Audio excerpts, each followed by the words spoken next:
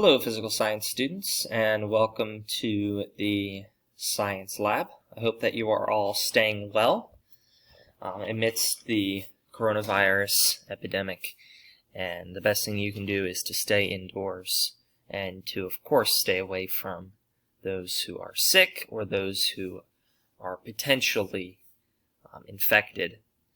And we're going to continue our ideas where we left off in class. And this is the video made for section 14.2. As you can see on the worksheet I sent home, it says that you are to do section review 14.2 on Monday, 14.3 on Tuesday, and then you have your test to take on Friday. Now, of course, you don't have to do it all on Monday, Wednesday, Thursday, whatever. You can do all those things on Monday and get your work done for the week. That'd be kind of cool. Thus, the benefits of online schooling. But make sure you do your test well. Make sure you study and learn those terms. The tests are open book. Your section reviews you can write on a single sheet of paper or multiple sheets of paper. It is completely up to you. So, let's get started. Good morning, Mr. Merrill. He's waving hi to me. He was singing in the hallway earlier, so we're having fun here at Community.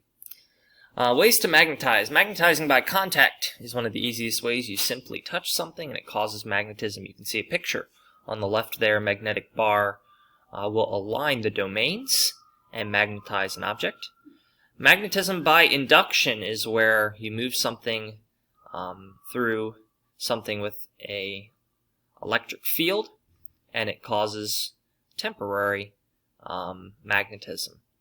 Another one is magnetizing by electricity, is where a magnetic object responds to an already existing electric field. Those are the three different ways to magnetize. You also have this idea of an electromagnet. You can see the GIF. The electromagnet uses a coil of wire, and when electricity passes through it, you have a magnetic field produced. Hopefully I will be able to get an electromagnet going in our lab and demonstration time, and that will be on Wednesday. The magnetically soft material placed within the coils is known as a core. In this case, it is just a nail. And as far as Demagnetization goes, there are two ways to remove a magnetism.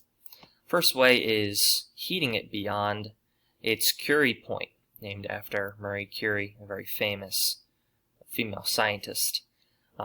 The atoms get so warm that they lose control of their electrons. You can see in this GIF over here that this object here is magnetically attracted to this object over here.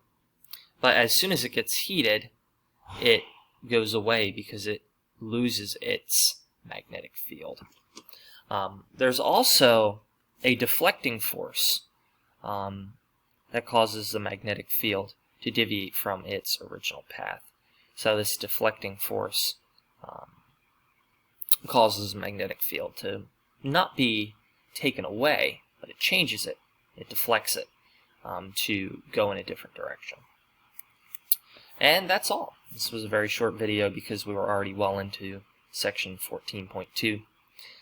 Hopefully you can join us for 14.3 tomorrow. Alright. Have a good morning, afternoon, or evening, whatever day it is that you're streaming this.